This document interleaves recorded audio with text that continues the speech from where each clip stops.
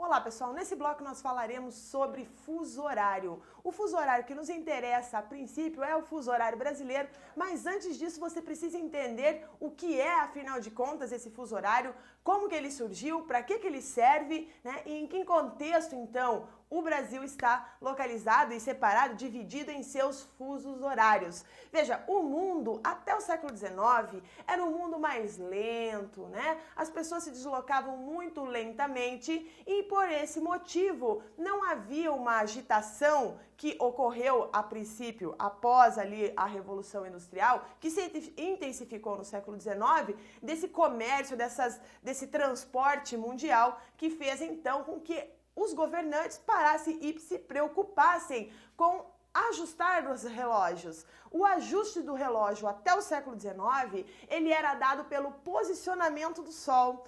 Normalmente, as pessoas ajustavam os seus relógios com o relógio da igreja. Se você observar as igrejas feitas antes do século XIX, você vai perceber que havia um relógio nessa igreja. Isso porque as pessoas faziam, então, o ajuste do seu relógio. Aqueles que tinham dinheiro, o relógio era uma coisa muito cara, mas determinavam o seu dia a dia pelo horário que estava ali na igreja, normalmente na praça. E como que a igreja ajustava o seu relógio? Como que ela sabia que horas eram? Bom, se utilizava o sol a pino ali ao meio-dia para ajustar então o horário desse relógio, ok, pessoal? E isso se dava por causa de um movimento que nós chamamos de movimento aparente do Sol, porque você sabe que o Sol não se movimenta, quem se movimenta é a Terra, mas aparentemente nós, olhando para o céu, nós temos a sensação de que é o Sol que está se movimentando. A isso nós damos o nome de movimento aparente do Sol. E quando o Sol, então, estava, né, ali ao meio-dia, eram ajustados, então, o seu horário. O problema disso é que as horas eram sempre locais. Por quê? Porque o Sol ele vai mudando, você já estudou, né? Se você for, por exemplo, considerar os meridianos, você vai perceber que a Terra ela tem um deslocamento, né? Ela tem várias porções no seu ali em toda a sua superfície. E o Sol vai passando aos poucos por essa superfície. Isso vai fazer com que, né, cada local fazia, né, com que cada local tivesse um horário diferente. E quando nós pensamos em máquina a vapor, quando nós pensamos em trens, em navios, a gente pensa numa coisa muito mais dinâmica. E o horário não poderia, de maneira alguma, ser definida pelo horário local. Teria que ter uma convenção. Os horários teriam que ser convencionais, pré-determinados, né? Pré-determinados para que esse comércio local ocorresse de forma ok. Você imagina, né? Que situação complicada se naquela época, como era naquela época, se você pegasse um trem na sua cidade e esse trem dizia o seguinte, olha, ele parte às 10h15 e ele chega no local X ao meio-dia e 30. Meio-dia e 30 de que local? Do local onde eu saí? Do local onde está? Afinal de contas, que horário que eu devo seguir? O meu relógio está certo? Teria que ser padronizado isso. Então, lá no século XIX, as nações, inclusive o Brasil, né, se reuniram para determinar essa convenção, esse horário oficial. E desde então, né, selecionou-se, né, na época, lá no século XIX, o meridiano de Greenwich, que é um distrito, na verdade, Greenwich, né? É um distrito da cidade de Londres, né? E aí, então, nesse local tem um observatório e ali foi determinado, então, que seria o meridiano zero, determinando o seguinte, olha só, pessoal, presta atenção aqui. Eu tenho o meridiano de Greenwich aqui e aqui nessa porção eu tenho leste e nessa porção aqui eu tenho oeste. E isso você precisa, então, já marcar, pensar, para que você possa compreender. Eu vou te explicar, então, como é que eles sentaram e definiram. Você já sabe que é o meridiano de Greenwich. Mas como é, afinal de contas, que eles fizeram, então, essa delimitação de horários? Então, vamos lá, pessoal. Olha, você já sabe, nós temos aqui, o mundo ele é dividido em hemisférios, né? O hemisfério norte e sul, hemisfério ocidental e oriental. O hemisfério norte e sul ele é determinado pela linha do Equador. Mas o que nos interessa nesse momento é o quê? É o meridiano principal, que é o meridiano de Greenwich, que divide as porções da Terra em hemisfério ocidental e hemisfério oriental. A Terra, né? Como são determinados então esses fusos horários? A Terra ela leva aproximadamente 24 horas para fazer um movimento. Que movimento é esse? O movimento de rotação, que é o movimento da Terra no seu próprio eixo, né? E esse eixo tem um giro de 360 graus. O que eles fizeram? Eles pegaram os 360 graus, dividiram pelas 24 horas que a Terra demora para fazer o movimento de rotação, ou seja, o giro em torno dela mesma, e fez com que cada linha tivesse 15 graus, né? Então, eu tenho, no caso, 12 fusos horários no hemisfério oriental e 12 fusos horários no hemisfério ocidental. Tá compreendendo? Tá entendendo? Né? 12 fusos horários no hemisfério oriental e 12 no ocidental. Completando o quê? As 24 horas. As 24 horas. Isso significa, pessoal, que cada fuso possui, cada fuso tem 15 graus, corresponde a 1 hora. Então, a cada 15 graus que você se movimenta no planeta, você vai modificar 1 hora.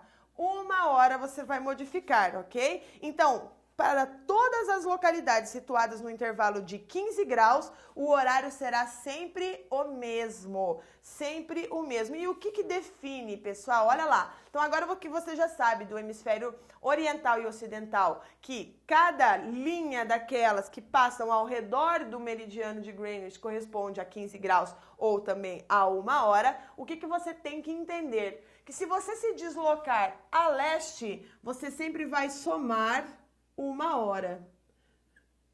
Quanto mais você se deslocar a leste de Greenwich, mais você vai, né, a cada 15 graus, você vai somando 1 hora. Se você vir a oeste, você vai diminuir 1 hora.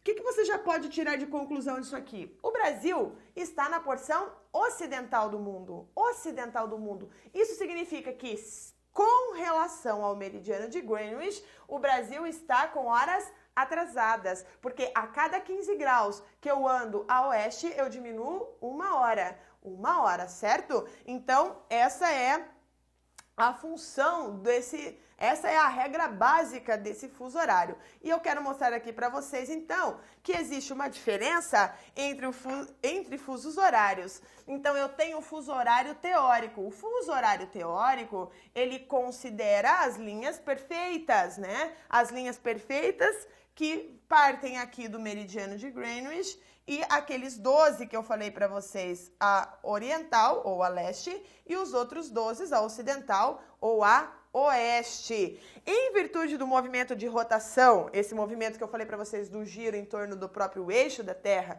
ele ocorre de oeste para leste, tá? Então, o sentido de rotação da Terra é de oeste para leste, como está aqui no mapa, né? O que vai acontecer, né? Eu tenho os fusos horários localizados a leste desse meridiano terão, como eu falei para vocês, as horas adiantadas, porque a Terra está girando nesse sentido, né? O movimento aparente do Sol é o contrário, né? O movimento aparente do Sol é de leste a oeste, mas a rotação da Terra é de oeste para leste. Então, em função disso, gravem, a leste sempre soma horas e a oeste sempre diminuem-se as horas. Tranquilo, pessoal?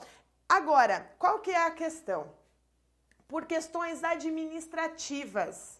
Por exemplo, você imagina um meridiano passar no meio da cidade de São Paulo? Então, um lado de São Paulo tem 1 hora adiantada e do outro lado de São Paulo tem 1 hora a menos. Que confusão que viraria isso? Então, na prática, nós não utilizamos esse meridiano, né, esse fuso horário teórico. Nós adaptamos e nós chamamos de hora legal, né? Como aqui no Brasil, a maior parte do nosso território utiliza um fuso horário que corresponde ao de Brasília, quando eles falam assim, em Brasília, 19 horas, né? A maior parte do território brasileiro se utiliza desse fuso horário. Mas o Brasil é muito grande, como você já sabe, e aí eu já chego lá para explicar para vocês como são determinados os nossos fusos horários. Então, vamos lá, olhando aqui, olha, uma outra coisa que eu gostaria de falar para vocês, que a antípoda do meridiano de Greenwich, ou seja, o que está exatamente ao lado oposto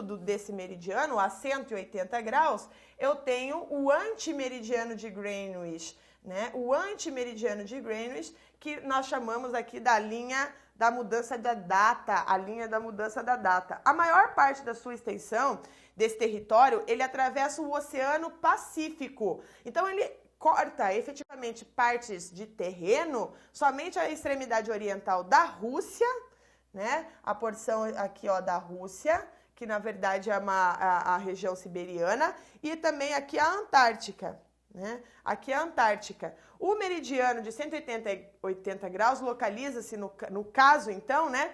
12 fusos tanto para o oeste, né? 12 fusos tanto para o oeste, quanto 12 fusos para leste. Ou seja, olha que interessante, quando é meio-dia aqui no meridiano de Greenwich, que horas que eu tenho aqui, ó, na linha internacional da data, nesse antimeridiano? É meia-noite, tá? É meia-noite. Então, meio-dia, meia-noite. Por quê? São 12 horas adiantadas ou atrasadas, dependendo como você já vai mais especificamente. Por quê? Porque nós temos nesse antimeridiano de Greenwich uma mudança de data, que é a linha internacional da mudança de data. Então, se você estiver a leste, você estará no dia 31 de dezembro. Se você estiver a oeste, você estará no dia 1º de janeiro. O horário será o mesmo, o que vai mudar é o dia. Portanto, pessoal, um viajante que cruza essa linha vindo do hemisfério leste, por exemplo, do Japão, e vai para os Estados Unidos, né? Sai do Japão aqui, ó, vira, né? Vamos supor que vira e vai para os Estados Unidos, ele permanece no mesmo horário, pois mantém o mesmo fuso, porém atrasa um dia, perde um dia, como eu estou colocando aqui para vocês. Saiu do Japão, foi aos Estados Unidos, perde um dia. No caso aqui, volta ao dia 31 de dezembro. Então, se você for, por exemplo, uma terça-feira, né, passar sobre a linha, né, estará na segunda-feira, ou seja, no dia anterior, nesse caso, né? Ou 31 de dezembro, 1º de janeiro. Ao contrário, também acontece com quem ruma de leste para oeste, como em uma viagem do Chile, que está aqui, né? Do Chile para a Austrália. Ao contrário aqui, ó. Do Chile para a Austrália, né? Ele passa ali pelo Oceano Pacífico. Ao cruzar a linha internacional da data, que é essa linha aqui, né? Ao cruzar a linha internacional da data, ele vai adiantar o seu relógio, né? No caso, 24 horas, para passar para o dia seguinte. Saiu do Chile e veio para cá, né? Para a Austrália, ele vai passar para o dia seguinte, ok? Entenderam, então, o que significa esse antimeridiano, né? Ou a linha internacional da data. Fica no mesmo fuso horário, mas muda-se a data. Fora ele, nós mudamos apenas ali os horários, ok? Tranquilo para você? Vamos ver então essa hora legal, esse fuso horário que é utilizado na prática neste mapa aqui. Você vai perceber que ele não obedece os contornos do meridiano oficial, né? Ele fará, olha o que acontece aqui no Brasil, tá vendo? Olha lá, né? Ele não é definido pelo contorno oficial. Então, como eu falei para vocês, a disposição dos fusos horários ele é feito em faixas delimitadas por meridianos, eles se distanciam em 15 graus, né, que isso compõe o sistema teórico. Mas por questões de conveniências práticas, o que os países fazem? Eles deixam todo o seu território, muitas vezes, num único fuso, né? Ou, como é o caso do Brasil, quando a superfície é muito extensa, eles buscam alinhar os fusos horários aos limites das suas administrações internas, como é o caso de estados ou províncias, enfim. Então, há uma adaptação com o fuso horário. em função de quê? De uma melhor administração, por exemplo, horário de fechamento de bancos, horários de televisão, né, novelas, jogos de futebol, tudo isso para ser ajustado de uma forma melhor, mais conveniente. Então, acabam adotando um horário oficial, né? Ou muitas vezes, quando o território é pequeno, eles usam um fuso horário apenas. O Brasil tem 4, porque o Brasil é muito grande, certo? Então, assim, como o Brasil ele é muito grande de leste a oeste, isso que vai determinar, então, esse grande número de fuso horários existente em nosso território. E aí eu vou mostrar para vocês cada um desses fuso horários. Aqui, então, lembrando vocês que há 4 fuso horários. Só um detalhe, eu não vou esmiuçar muito isso para você não se confundir, mas o número de fusos horários brasileiros, ele foi modificado algumas vezes. Ele foi modificado em 2008, né? Ele foi reduzido a 3 fusos horários,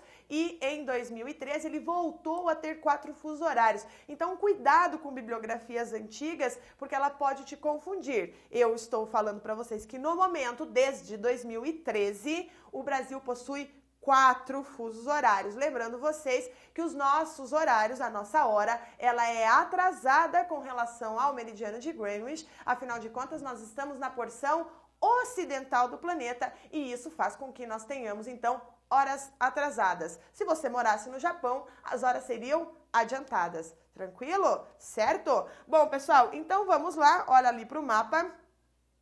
O Brasil, então, como eu falei para vocês, possui 4 fusos horários. Aqui nós temos número 2, 3, 4 e 5, porque ele está falando assim, olha, o primeiro fuso horário brasileiro é -2 com relação ao meridiano de Greenwich. O segundo fuso horário brasileiro, -3 horas com relação ao meridiano de Greenwich. O terceiro fuso horário brasileiro, -4 horas com relação ao meridiano de Greenwich. E o quinto fuso horário brasileiro, né, -5 horas com relação ao meridiano de Greenwich. Veja que nós temos uma linha, né, que é o limite teórico brasileiro, então essa linha aqui, essa linha aqui, essa linha aqui, mas nós temos o limite prático, né, que não respeita esse limite teórico que eu estava explicando para vocês. Então vamos fuso por fuso. Esse primeiro fuso brasileiro, que eu falei para vocês, que são 2 horas atrasadas com relação ao meridiano de Greenwich, esse fuso ele é adotado, por exemplo, no arquipélago de Fernando de Noronha, né? Situado a mais de 300 quilômetros da costa, né? Da costa da onde? Do Rio Grande do Norte. Né? Então, 300 quilômetros, Fernando de Noronha fica da costa do Rio Grande do Norte. Em relação ao horário de Brasília, os relógios de Fernando de Noronha, olha lá, por Fernando de Noronha estar a leste de Brasília, o relógio de Fernando de Noronha é 1 hora adiantado. Isso significa que quando em Brasília, que é o horário oficial do Brasil, for meio-dia, ali em Fernando de Noronha será 1 da tarde ou 13 horas, ok? Entenderam a lógica? Entenderam a lógica? Então, o nosso primeiro fuso tem 2 horas atrasado com relação ao meridiano de Greenwich. Então, olha lá, se isso significa que quando aqui em Fernando de Noronha for 13 horas, que horas será lá na Inglaterra? Que horas que será em Londres? Serão 15 horas, afinal de contas, nós estamos aqui, ó, 2 horas atrasados com relação ao meridiano de Greenwich, afinal de contas, nós estamos mais a oeste do meridiano de Greenwich, ok? Vamos para o segundo fuso horário.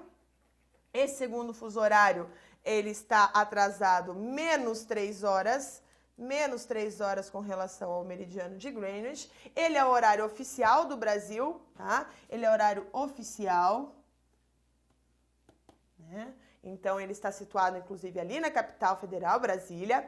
É também o fuso horário utilizado pela maior parte da população brasileira, como eu falei para vocês, que se concentra nessa faixa que se estende do centro para o leste do Brasil. Essa porção aqui, né? Essa porção toda aqui é a porção que nós temos a maior concentração de população no Brasil. E você pode perceber que a maioria das metrópoles brasileiras, como São Paulo, né? Como São Paulo, como Rio de Janeiro, né? Belo Horizonte, Fortaleza, né? Fortaleza, Curitiba, né? Aqui Florianópolis, Porto Alegre, Recife, tá? Recife encontra-se nesse fuso horário. Então, qual que é o principal horário do Brasil? É o horário de Brasília, que corresponde a 3 horas atrasadas com relação ao meridiano de Greenwich. Isso significa, portanto, pessoal, que quando forem